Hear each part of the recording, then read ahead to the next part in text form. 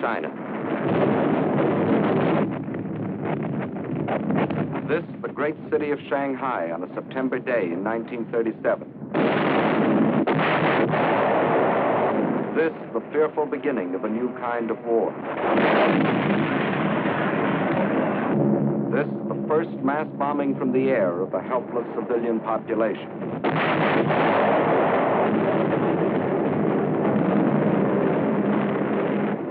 Why? Why are these innocent Chinese men, women, children to die beneath the hail of Japanese bombs? To find the answer to this question, we must first understand something about China and Japan. And to understand China, three facts must never be forgotten. China is history.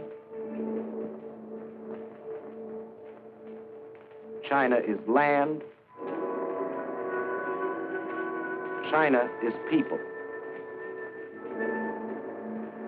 Chinese history goes back for more than 4,000 years. That's a long time.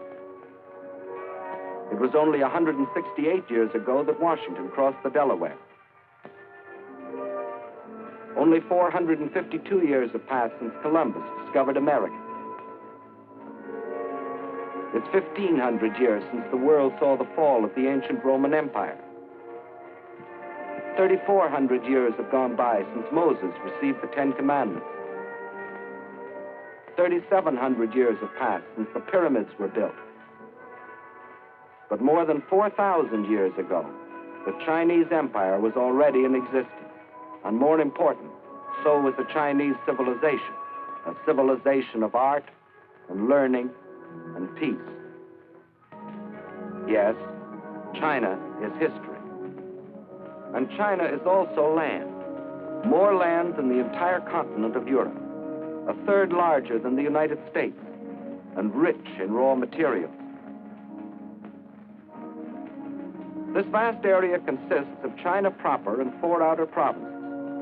To the north is Manchuria, huge and desolate, but abounding in raw materials. Next to Manchuria are Mongolia and Xinjiang.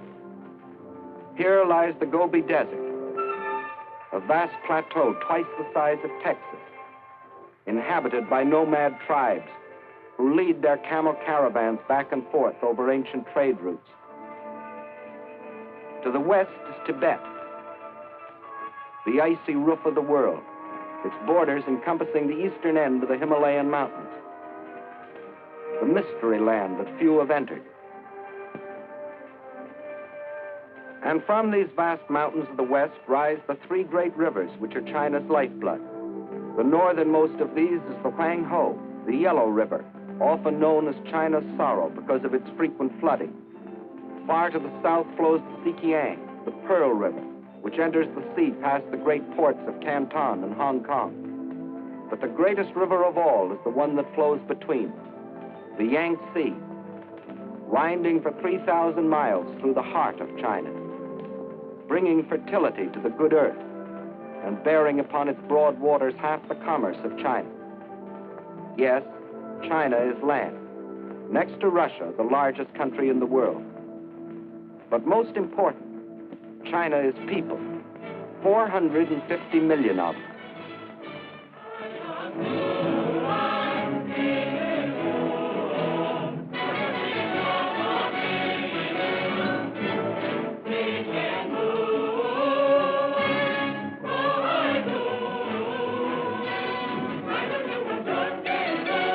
If the whole population of China were to walk past you, 4 abreast, there would never be an end to the procession, for new Chinese would be born and would grow up before the last man could pass by.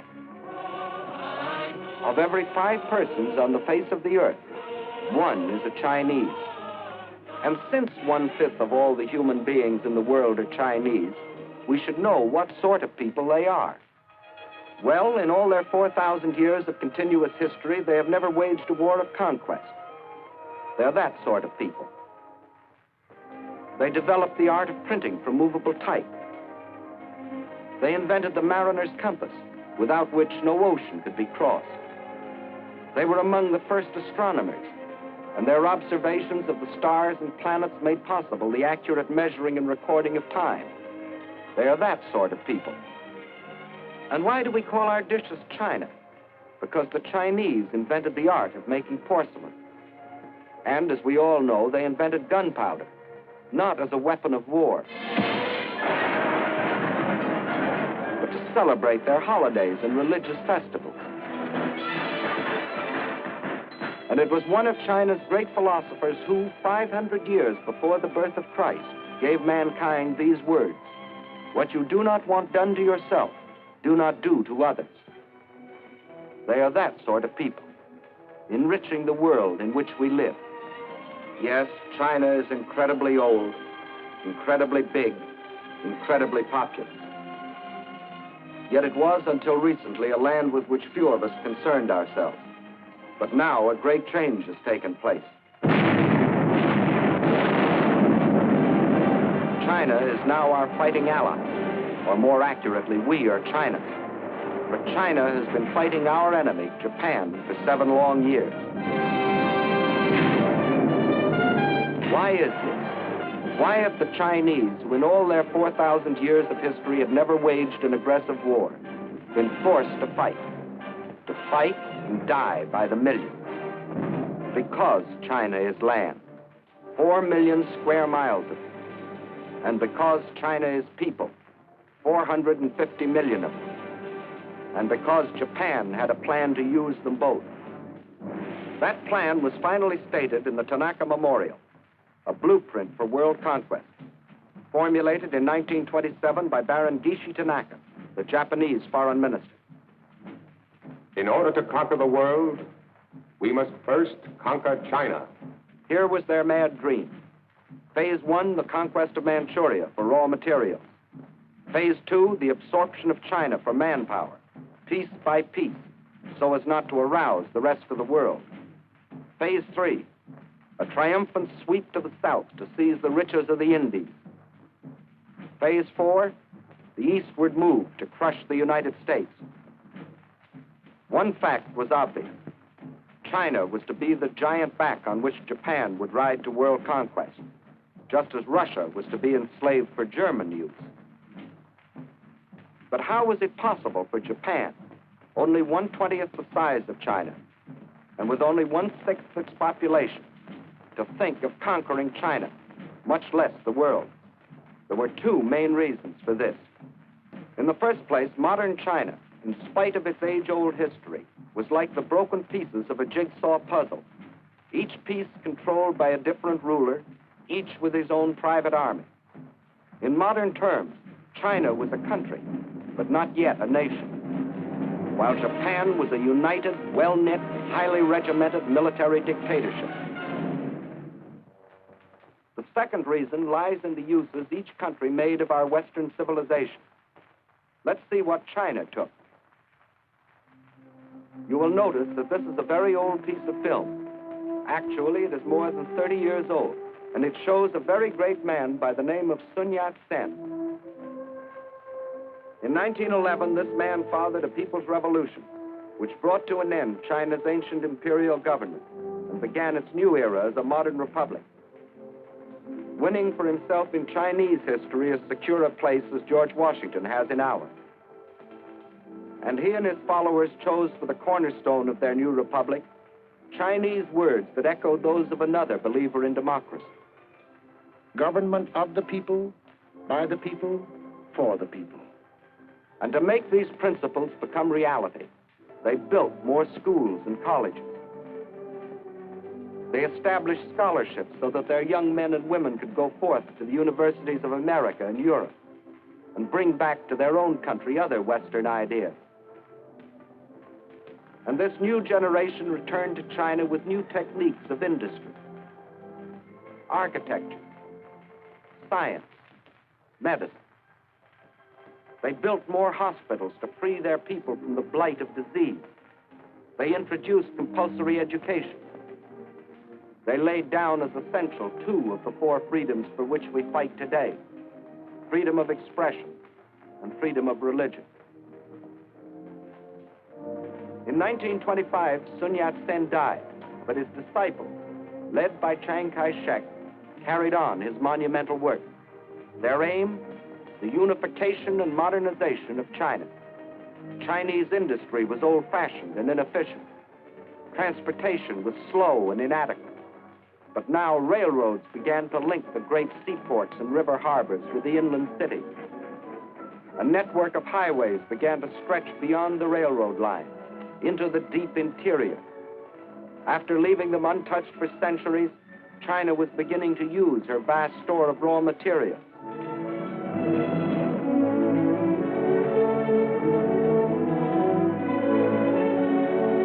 And soon the tools and machines of the new factories were delivering the goods and products for China's new economy.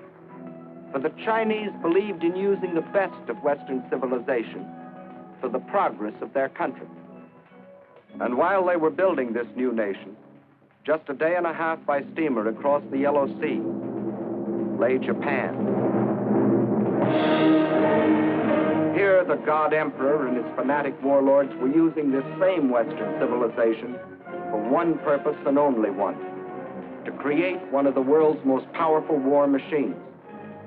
Their aim, the absorption of China and the fulfillment of the Tanaka Memorial.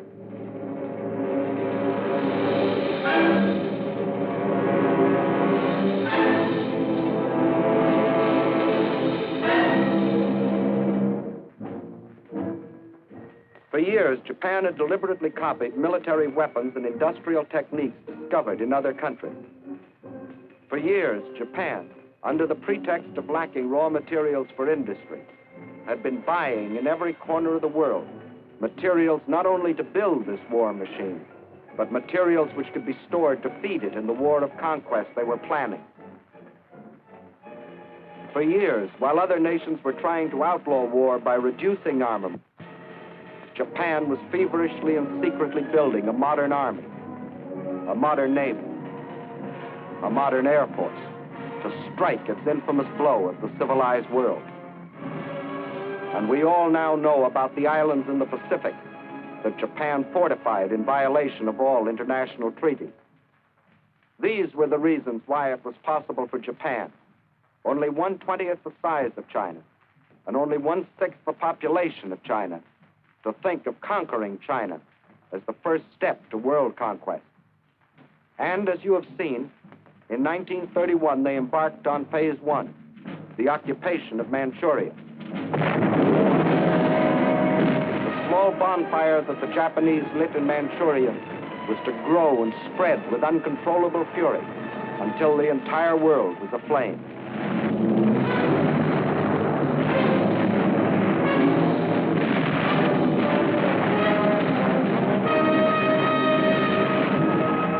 Phase one of the Tanaka Plan was completed, and exactly as planned.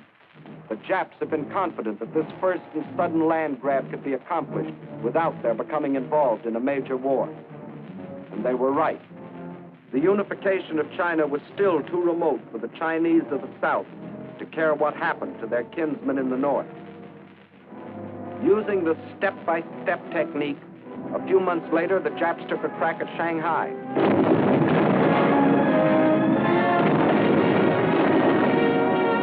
The Chinese resistance was so great, they hastily called that deal off, waited another year, and then struck in the north again, carving the province of Yehol out of China proper. This, too, they got away with. The world criticized, the Chinese protested, but still the Japs got what they wanted, another piece of China, and without a war on their hands. And to rule over Manchuria and Yehol, the Japs then set up a puppet government under their stooge, Henry Puyi, the Chinese quisling prince. But the leaders of New China remembered that in other centuries, other barbarians had invaded their country. The evidence still stood in the Great Wall, built by their ancestors more than 2,000 years earlier, and stretching for 1,400 miles across mountain and desert to protect themselves from the barbarians of the north. Of the Great Wall, it has been said that it is the only work of man which would be visible from the moon.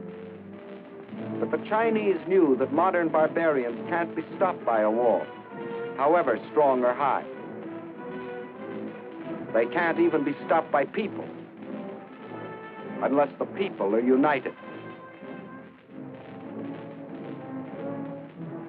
And by 1937, the unification of China was making such progress, the Japs got worried. The one weapon they could not permit China was unity. They would strike again before China could become a nation. This time it'd be a big bite. 5 more northern provinces out of the heart of China. At the United States Embassy in China as military attaché for a number of years was Colonel William Mayer. Let him tell you what happened. First thing the Japs did was to prepare their usual fake alibi. This time it wasn't a damaged railway track as it had been in Manchuria in 1931. A Jap soldier had disappeared. Obviously he'd been kidnapped by the insolent Chinese.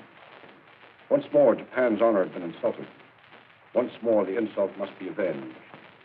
So, on the night of July 7th, 1937, at the Marco Polo Bridge near Peking, the Jap war machine struck.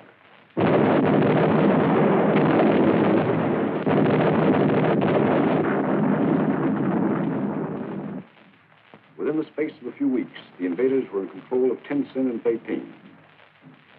It looked as if the Japs were going to have another walkover.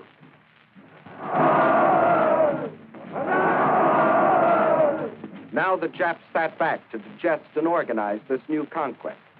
The peace-loving Japanese didn't want a war if they could get their land grabs without one. But this time they were in for a rude surprise. This time, instead of protesting or negotiating, the Chinese struck back.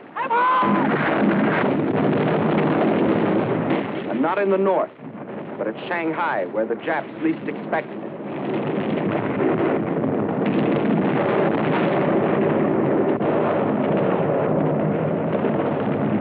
To understand the fighting that followed, we must know something about the city of Shanghai itself. Situated near the mouth of the Yangtze River, it is the biggest city in China. As the largest seaport in the Far East, it dominated the commerce and foreign trade of China. And through its great docks and channels passed most of the wealth of the Orient. In Shanghai, truly the East met the West.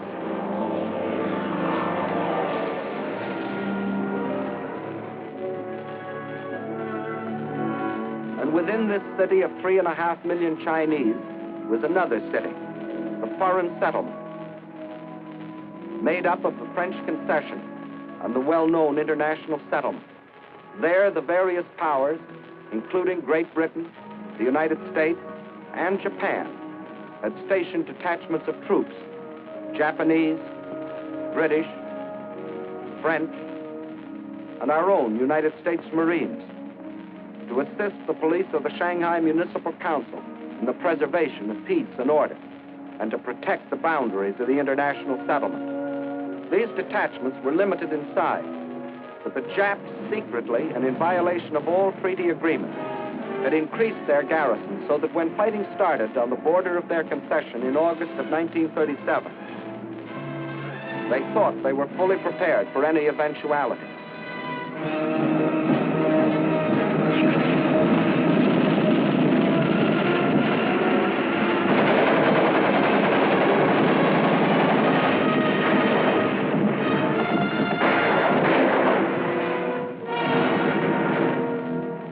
Of the Chinese counterattack almost drove the Japs into the Wangpu River. Backed up by the heavy guns of their warships, however, the Japs managed to hold out until reinforcements arrived. Jap landings were then made in the vicinity of the Wusong forts and in Luho and Lotien on the Yangtze River north of Shanghai. The Chinese drew back to positions 5 or 10 miles inland, where they could secure some protection from the heavy Jap naval gunfire.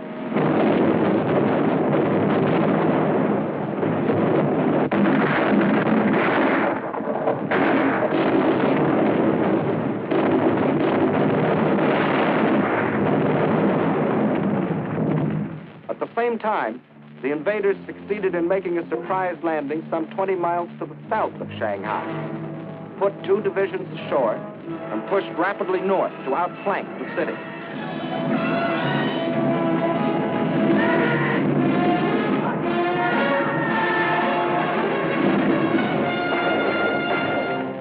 The Chinese position was thus made untenable, and a withdrawal was ordered to the west and to the south, toward Nanking and Hangzhou.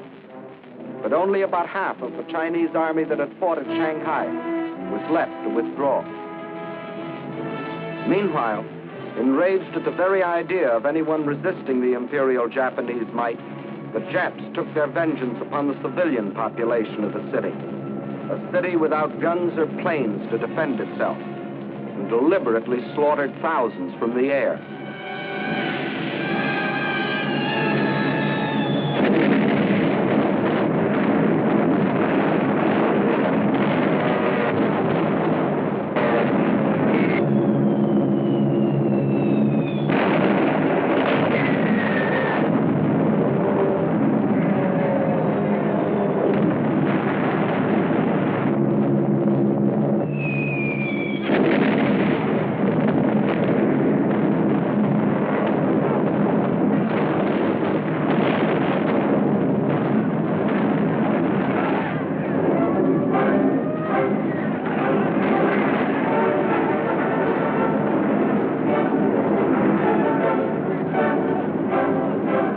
There was refuge inside the international settlement, where Japan was afraid to bomb the property and people of the foreign powers.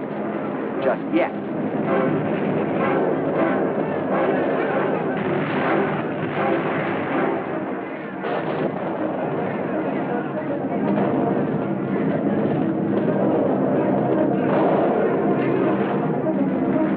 But there was not room for all. For each who found safety inside, there were thousands huddled beyond the gates, standing helpless and undefended against the Jap attacks.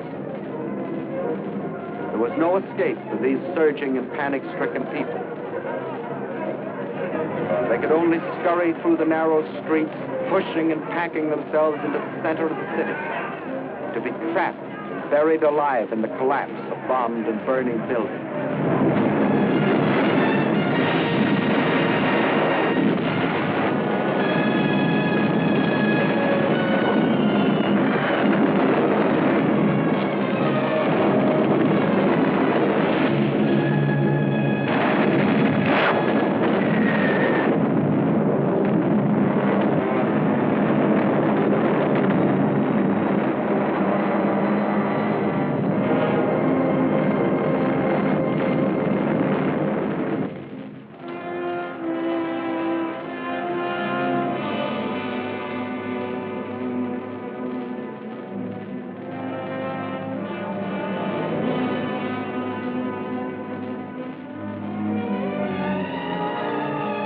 Thus, the Japanese introduced the world to a new kind of war.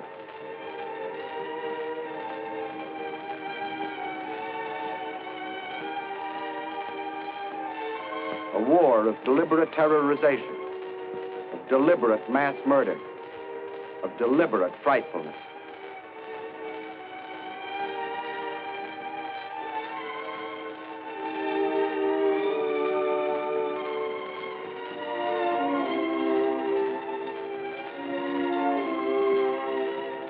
When the campaign was over, the Japs occupied the entire peninsula east of Shanghai. Reorganizing rapidly, they then launched a coordinated drive on Nanking. One column pushed along the railroad while another swung further to the south. This column then split and continued its drive, hoping to cut off any possible retreat of the Chinese armies defending Nanking. It was here in the Yangtze that the blood-crazed Japs attacked an American gunboat, the USS Panay, despite its distinctive markings.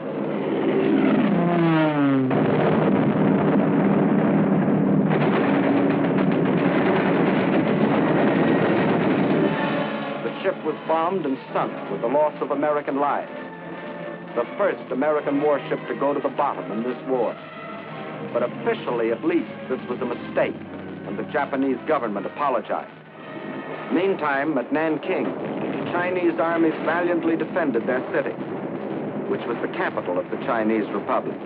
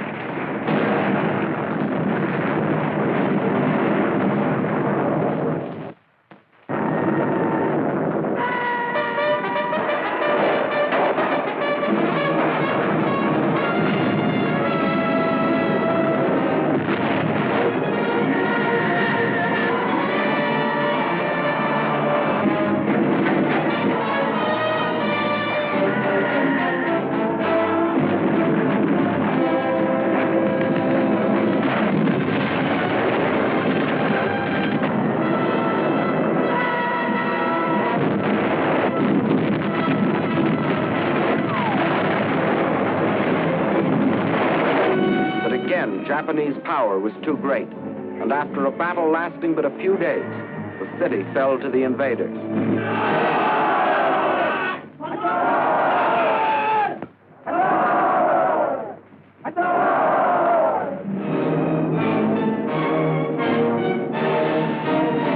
In their occupation of Nanking, the Japs again outdid themselves in barbarism. The helpless populace was trapped by the city walls and could not flee. The Japanese soldiers went berserk. They raped and tortured. They killed and butchered.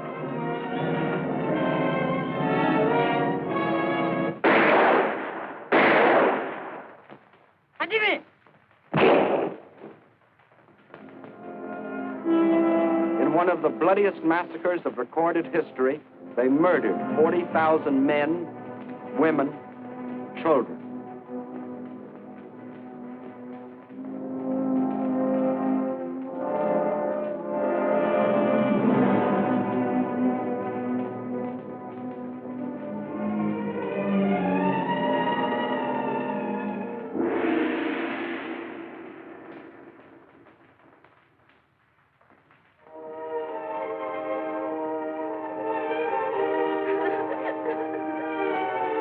Those who lived might better have died, for the horror of their twisted and torn bodies was worse than death. These scenes were photographed by an American missionary and smuggled out of China after the rape of Nanking.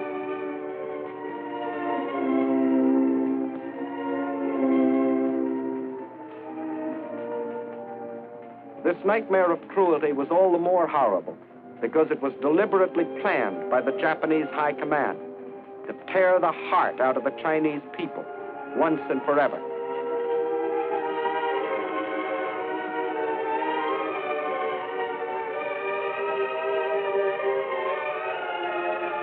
And then it happened. That which Sun Yat-sen had dreamed of, that which Chiang Kai-shek had toiled for, that which is stronger than stone walls had at last born in China, the will to resist.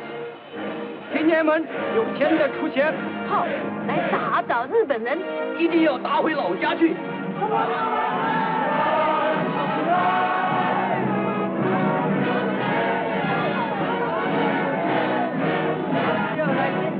In their last bloody blow, the Japanese had accomplished what 4,000 years had failed to bring into being: a united China, an aroused China. 必须要团结一致，消灭日寇。 然后我们才能够得到安全。拯救国的责任，应该贡献我们所有的力量，为求生存和独立而抗战，为反抗帝国主义而反抗，坚决抵抗，我们一天不休。让我们大家坚定，反抗到底。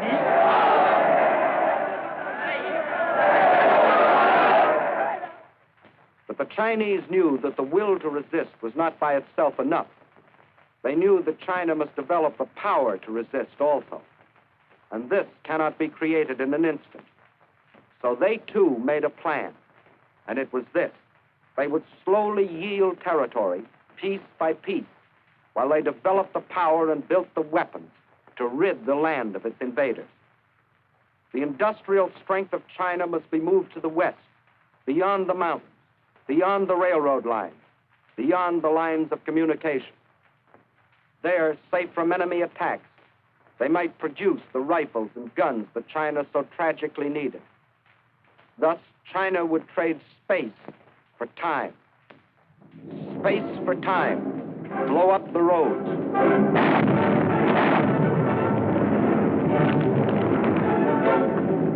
Space for time. Scorch the earth.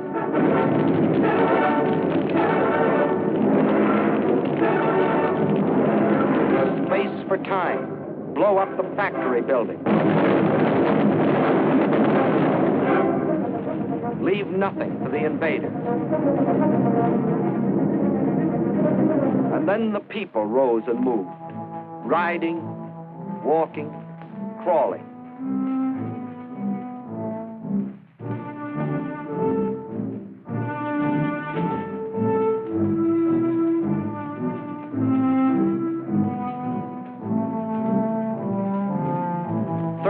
million of them, spontaneously driven by an epic impulse, rose and made their way westward. The earth teeming with them, moving westward on a trek that stretched through 2,000 miles of roadless wilderness. Thus the world witnessed one of the most amazing spectacles in human history, the greatest mass migration ever recorded. Whatever could be of use and could be moved, the Chinese took with them on a Homeric journey. Their libraries, their schools, their hospitals, all dismantled and carted away. The machinery from over 1,000 factories, weighing over 300 million pounds, was moved away in trucks and ox carts and on their backs, 2,000 miles away, 2,000 miles westward. Wherever they could, they gathered along the few remaining railroads, waiting, hoping for some chance to ride part of the way toward their westward goal. And when they had packed the last train with the last ounce of humanity and machinery, the tracks themselves were taken up, rail by rail, tie by tie, to be transported westward, to leave nothing for the enemy.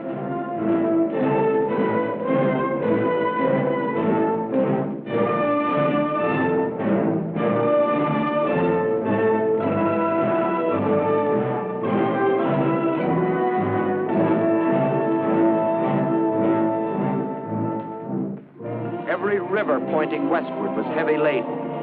Every sampan, every barge was pressed into service, weighted down to the water's edge with the precious tools for new China.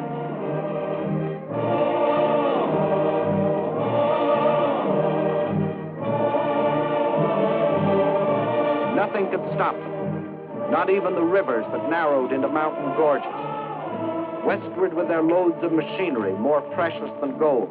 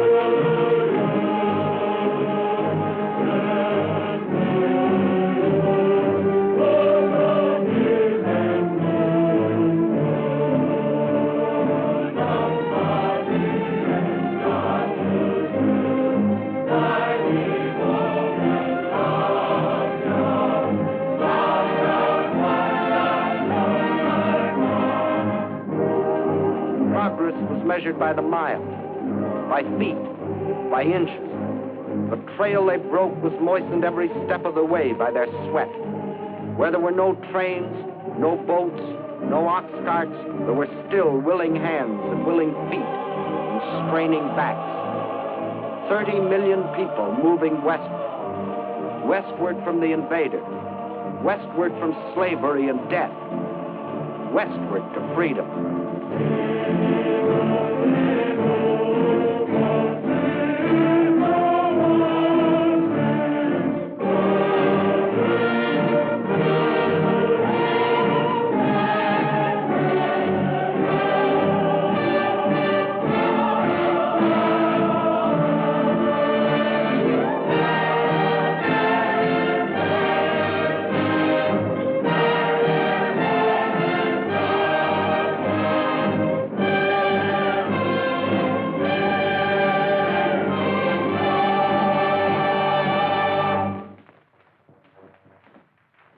Now, in the free mountain lands of the West, ancient cities sprang into fresh and modern life. Chief of them all was the new capital of free China, Chongqing. Here on the cliffs high above the Yangtze River, the Chinese had reestablished their government. They knew, however, that the people of the city would not be safe from Jap air raids. The memories of Shanghai were fresh in their minds. And in the sandstone cliff on which the city is built, thousands of workmen rushed the construction of enormous caves as shelters for the people, and for the pitifully few machines, more important than life. To the Japs, Chongqing became the heart of the Chinese nation they were determined to conquer. Destroy Chongqing, and they would break the spirit of New China.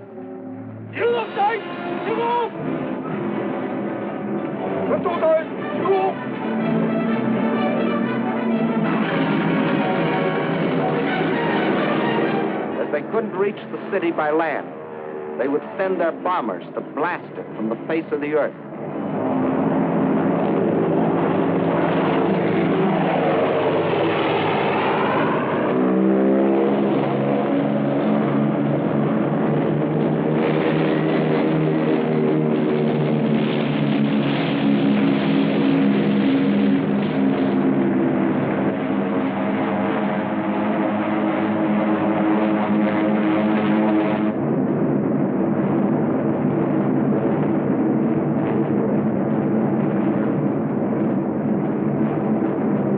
Against these Japanese armadas, slow and obsolete Chinese planes made a suicidal attempt to defend Chongqing.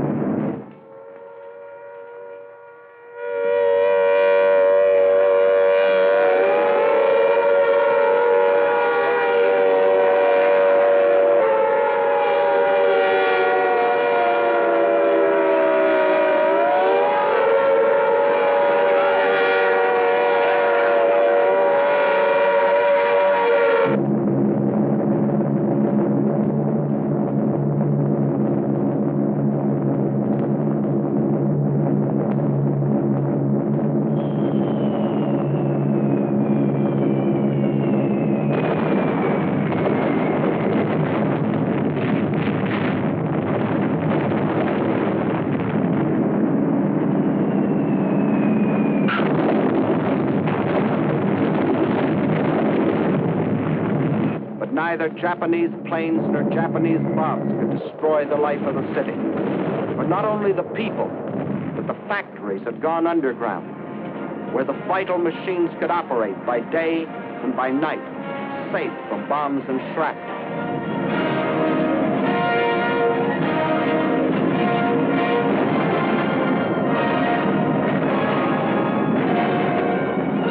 This time, the Chinese had anticipated their enemy. In spite of bombs and fire and destruction, this time the Chinese stood fast.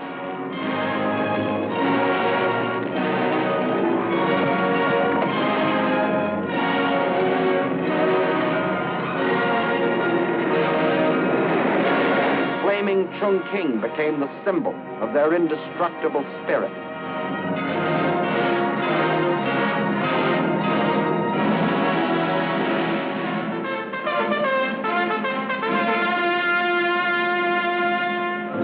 Now the call to arms sounded throughout New China. And from the vast interior, China's millions answered the call.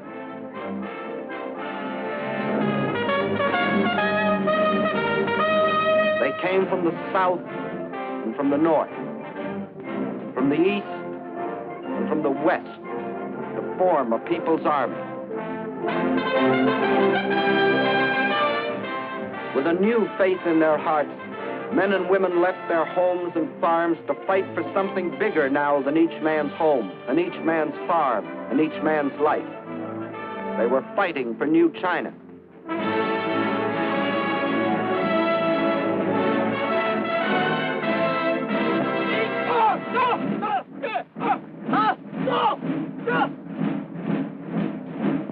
New soldiers, awkward and unskilled, like all new soldiers.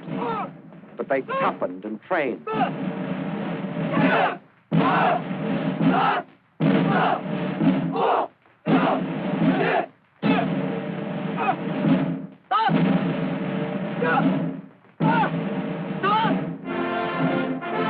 They learned the discipline and order of drill. They knew they must strike and strike hard.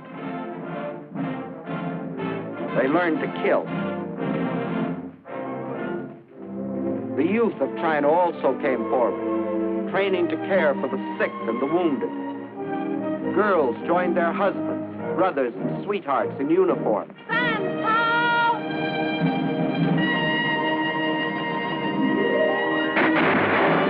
And to the aid of China came volunteers from other lands, men who pledged themselves to fight against tyranny and oppression no matter where. Americans like the legendary Colonel Chennault and his Flying Tigers, who, with their few American planes, were knocking down enemy planes at the fantastic ratio of 20 nips to one of their own. The Japs had hoped to ride to world conquest on the back of the giant Chinese workhorse. Phase 2 of the Tanaka Plan called for breaking the horse to their will, but the great patient horse refused to be broken. The enraged Japs saw their whole plan of conquest bogging down. So they set out to drain the giant's strength by cutting the arteries through which flowed China's lifeblood of supplies. They penetrated along the rivers. Railroads destroyed by the Chinese were rebuilt with slave labor as the Japanese moved inland to secure control of key rail lines and important communications. And China's supply lines from the outside world were cut off by Jap warships blockading the coast. The Japanese strategy was the isolation of China. Port after port was occupied. This meant China was being cut off from supplies she couldn't manufacture for herself. Supplies she was getting from her Western friends. Without oil, gas, guns, and planes, China was doomed. With the whole of the Chinese coast in the hands of the Japs, there would only be two routes over which to bring the vitally necessary materials. From Indochina, a narrow-gauge railway ran inland from the sea to Kunming, connecting with a truck road that went to Chongqing. But its capacity was limited. And then there was the old trail of the camel caravans from Russia across the Gobi Desert, which could bring in even less. Not only did these routes provide too little for China's needs, but they were too near Jap territory to be safe. There was only one other possibility. In Burma was a railroad that ran from the port of Rangoon to Lashio. Separating it from the truck road at Kunming were hundreds of miles of high mountains and deep river gorges. If this stretch of tortuous mountain trails could be replaced by a modern highway, where now only pack trains could pick their plodding way, China would have a practical supply route to Burma from the sea. Several internationally known firms of engineers were called in to do the job. They said the work might be completed in 6 or 7 years, if China could supply them with the most modern machinery. But China didn't have the modern machinery, nor did she have the 6 or 7 years. So she began building the road with her bare hands.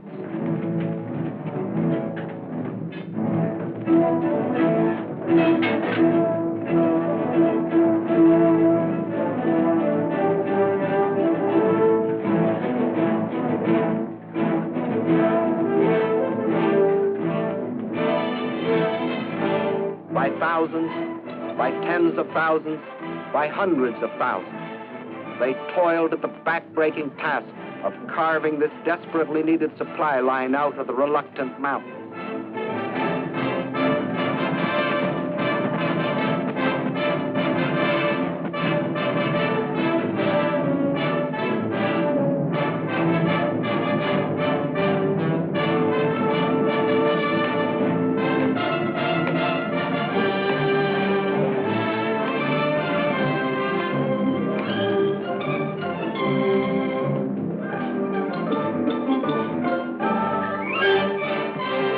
Out of their toil and their sweat, they created the Burma Road. Not in 6 or 7 years, but in less than 12 months. a monument to the new spirit of the new China. As soon as it was completed, the road went into immediate service.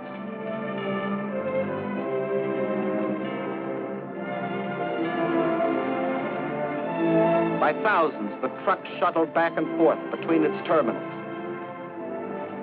climbing to nearly 10,000 feet, around hairpin curves, along the edges of sheer precipices, where passing trucks had barely 1 foot of clearance.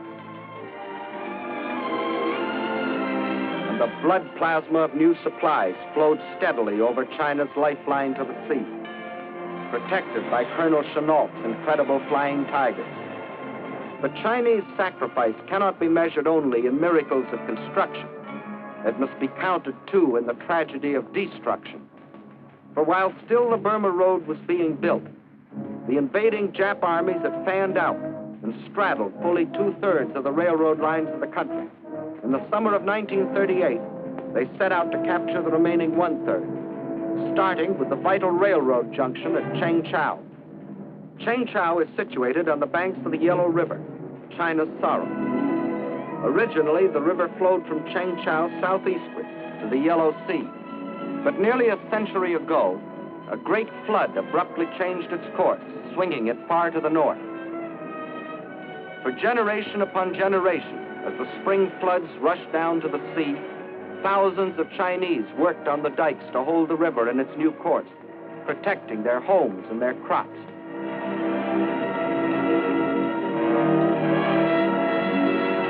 Now, as the Japs advanced on Chengchao, the Chinese blew up the southern dike of the Yellow River, thus loosing a flood between themselves and the Japs.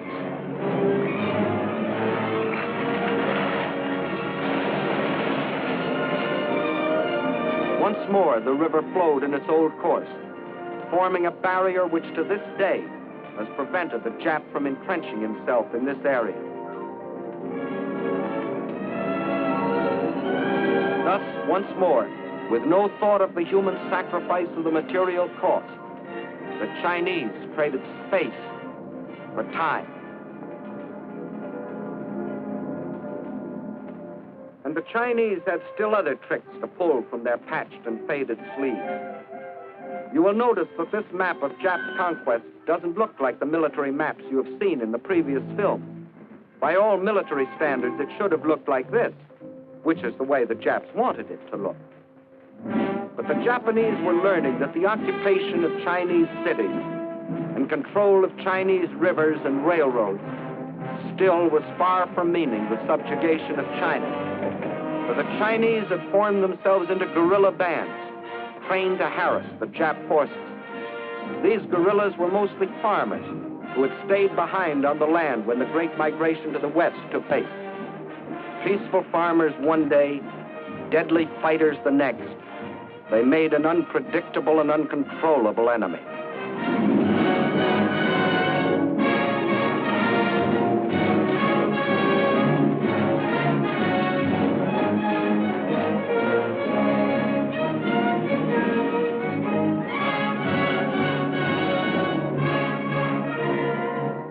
The Japs held the lines of communication, but in the pockets thus formed, these unconquerable guerrillas constantly sniped at the Jap invaders. When the Japs tried to annihilate them, they disappeared, only to reappear in another pocket.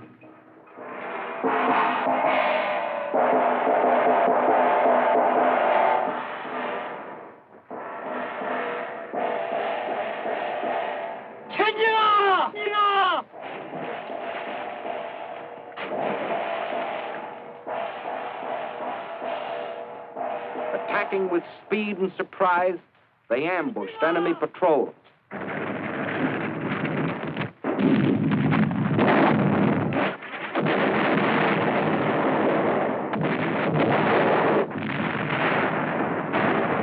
And the Japanese were fighting more than the Chinese people.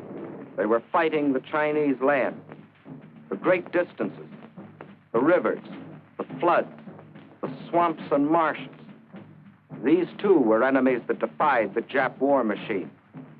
The giant back Japan intended to ride to world conquest was proving to be a bucking bronco. Phase 2 of the Tanaka Plan had bogged down in what the Japs still referred to as the China Incident. This left them in a fateful quandary. Phase 2 of the Tanaka Plan was still incomplete, but Phase 3 and Phase 4 could no longer be delayed. In Russia, the overwhelming German offensive was taxing Russia's military capacity to the limit, removing any Japanese fear of Russian interference. Britain, after the sledgehammer blows of Dunkirk and the Battle of Britain, was left groggy and militarily almost exhausted. Her navy scattered across the seas, guarding her lifeline of supplies. But here in America, we were finally awakening to our danger and taking steps to protect ourselves. We had appropriated funds for the construction of a two-ocean navy, and our army was rapidly expanding. If the ultimate objectives of the Tanaka Plan were to be achieved, now was the moment to strike. Now, when Russia was otherwise occupied. Now, before Britain could recuperate. Now, before we could gather too much strength. So the Japs made a fateful decision. They would embark on Phase 3 and Phase 4, the conquest of the Indies and the United States, without waiting to complete Phase 2, the conquest of China. Thus, to paralyze American power in the Pacific. Without warning, as they have always struck, they struck again.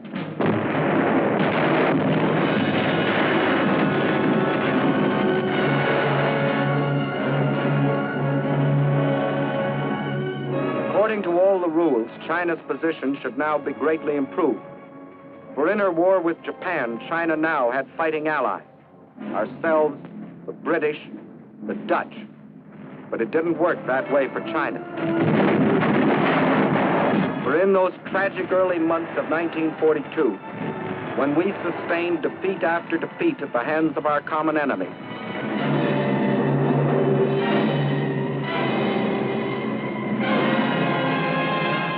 China endured the worst setback of all. Out of our defeats, China lost the Burma Road. But still, China's courage never faltered. Her determination never weakened. And in the history of those long and tragic months of black defeat in 1942, one bright page stands forth, a page written by our Chinese allies. Here is the city of Changsha. The Japs wanted it for two reasons. It was in the center of the Chinese rice bowl, and it was also an important railway junction. Twice before they had tried to take it, and twice before they had been thrown back. Massing a large striking force near Yocho, on Christmas Eve 1941, the Japs started southward toward Changsha in 3 columns. At 3 points during the drive south, the Chinese forces put up token resistance. But instead of withdrawing toward Changsha, they withdrew east into the mountainous flank. By New Year's Eve, the Japs had surrounded the city. They quickly pierced the outer defenses and attacked the inner defenses from 4 directions. In spite of fierce resistance, the Japs were certain that the fall of Changsha was only a matter of hours. What they didn't know was that they had walked into a well-baited trap, for the Chinese forces which had withdrawn into the hills now swept down on the Jap supply line and cut them to ribbons. The Jap forces attacking the city soon ran out of food and ammunition and began a withdrawal, whereupon the Chinese launched a counteroffensive and pushed the Japanese back where they had come from.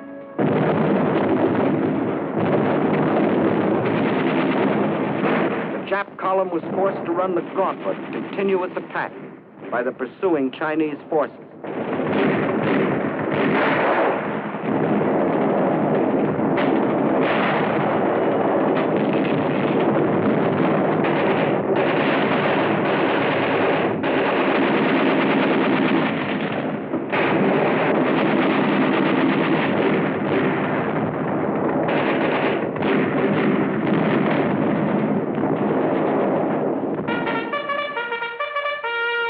The Battle of Changsha was a magnificent victory for the people of China, the people who wouldn't surrender, the people determined to fight for their freedom, their good earth. the people who can't be beaten. And as 1944 dawns, there is another and greater story being written. From the Aleutians to the South Pacific, we are on the offensive. In the jungles of New Guinea, in the Gilbert and Marshall Islands, on the shores of New Britain, on the broad Pacific waters, Japan faces the daily expanding power of the nations she attacked.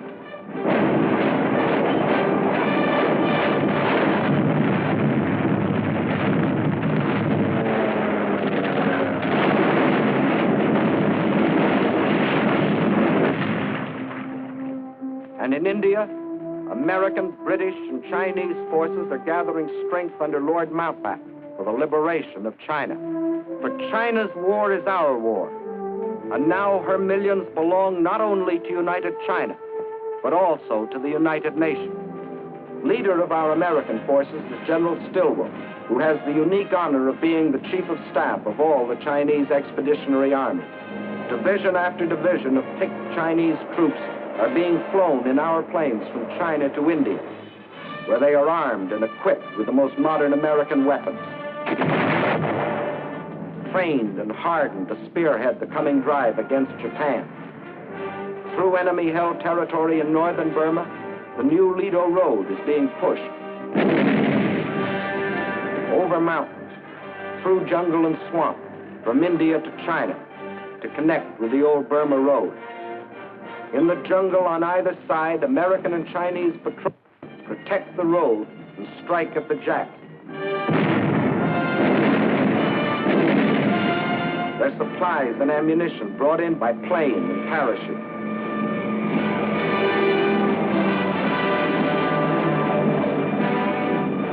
From fields in India, an Air Transport Command plane takes off every 6 minutes, loaded with artillery, jeeps, ammunition, men and supplies for the armies of China. Over this Burma skyway, over this hump of mountains 16,000 feet high, more tonnage is being flown into China than was ever trucked in over the old Burma Road. And in the skies over China, Japan faces new opposition. Young Chinese, many of them trained on the fields of Arizona, New Mexico, California, fly and fight beside their American comrades. The fighters and bombers of the Chinese Air Force and those of General Chennault's 14th Air Force today fly far and wide over China, hitting enemy concentrations, smashing their sea lanes along the China coast.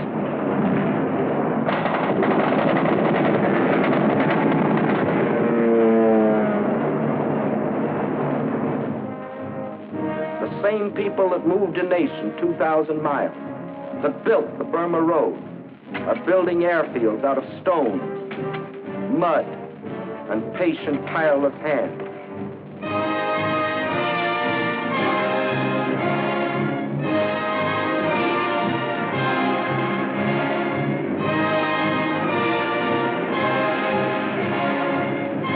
Today, though still cut off by land and sea from the rest of the world, Chinese armies and Chinese guerrillas still stand firm against the Jap war machine.